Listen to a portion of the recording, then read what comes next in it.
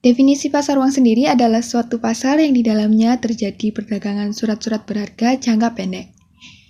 Nah, pasar uang dalam perspektif Islam ini hanya diperbolehkan pada pasar uang yang tidak melibatkan sistem bunga dan menghilangkan gharar dan maisir yang terdapat di dalamnya.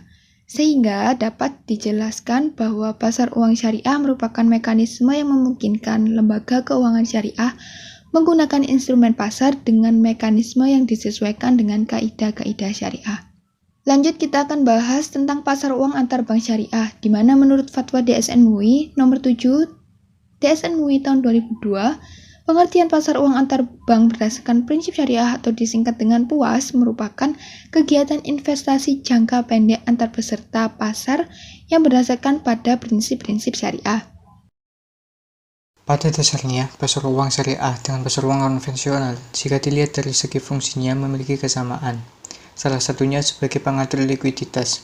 Jika bank memiliki kelebihan likuiditas, bank dapat menggunakan instrumen pasar uang untuk menginvestasikan dananya, dan apabila kekurangan likuiditas, bank dapat menerbitkan instrumen yang dapat dijual untuk mendapatkan dana tunai.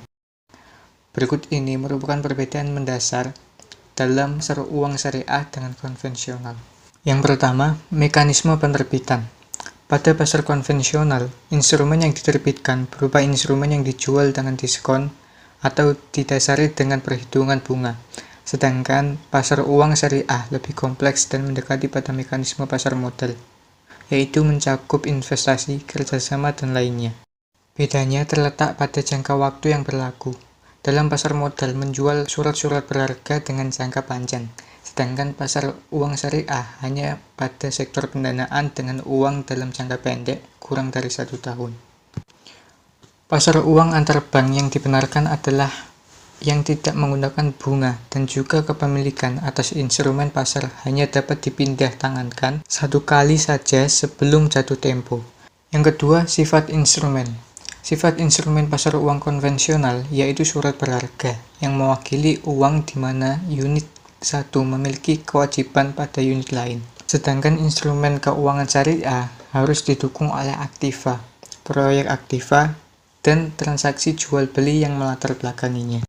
Adanya perbedaan terhadap pasar uang syariah dengan konvensional seperti yang sudah dijelaskan sebelumnya, maka Dewan Syariah Nasional mengeluarkan fatwa tentang pasar uang antar bank berdasar prinsip syariah adalah atas pertimbangan sebagai berikut. Yang pertama, bahwa bank syariah dapat mengalami kekurangan likuiditas disebabkan oleh perbedaan jangka waktu antara penerimaan dan penanaman dana, atau kelebihan likuiditas yang dapat terjadi karena dana yang terhimpun dapat disalurkan kepada pihak yang memerlukan.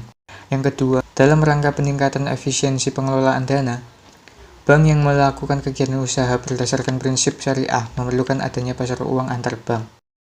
Untuk memenuhi keperluan itu, maka diperlukan penetapan fatwa tentang pasar uang antar bank berdasarkan prinsip syariah. Terdapat beberapa dalil yang dijadikan pedoman oleh Dewan Syariah Nasional dalam menerapkan fatwa tentang pasar uang.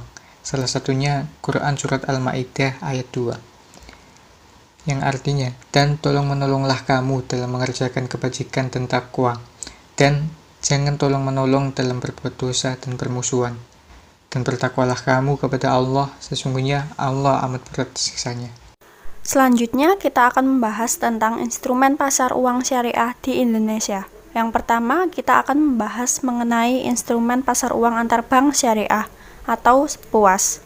PUAS adalah kegiatan investasi jangka pendek menggunakan mata uang rupiah maupun valuta asing antar peserta pasar berpedoman pada prinsip mudharabah. Instrumen pasar uang antar bank syariah atau PUAS memiliki berbagai macam bentuk. Berikut diantaranya. Yang pertama, sertifikat investasi mudharabah antar bank atau SIMA. Yang kedua, sertifikat Wadiah Bank Indonesia atau SWBI. Yang ketiga, sertifikat perdagangan komoditi atau SIKA.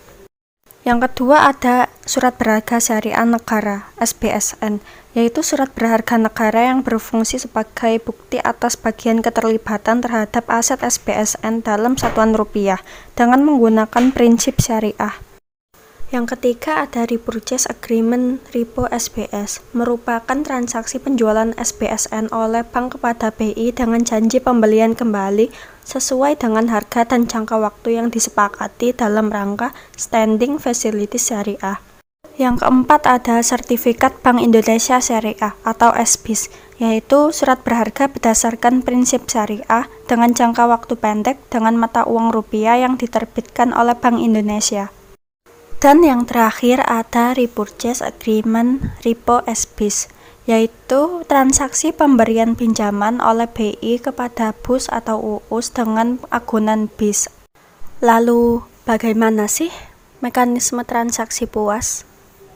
Yang pertama, bank umum syariah, unit usaha syariah, bank konvensional maupun bank asing dapat melakukan pembelian PUAS yang diterbitkan oleh bank umum syariah atau unit usaha syariah.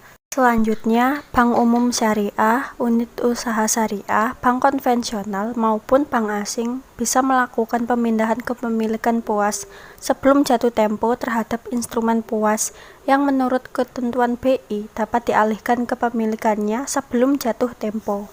Dalam transaksi PUAS, bank umum syariah, unit usaha syariah, bank konvensional maupun bank asing menggunakan pialang pasar rupiah dan valuta asing baik ketika penerbitan maupun ketika pengalihan kepemilikan instrumen PUAS sebelum jatuh tempo. Selanjutnya, bank umum syariah atau unit usaha syariah yang melakukan penempatan dana di instrumen lain yang diluncurkan oleh bank asing harus memenuhi prinsip syariah.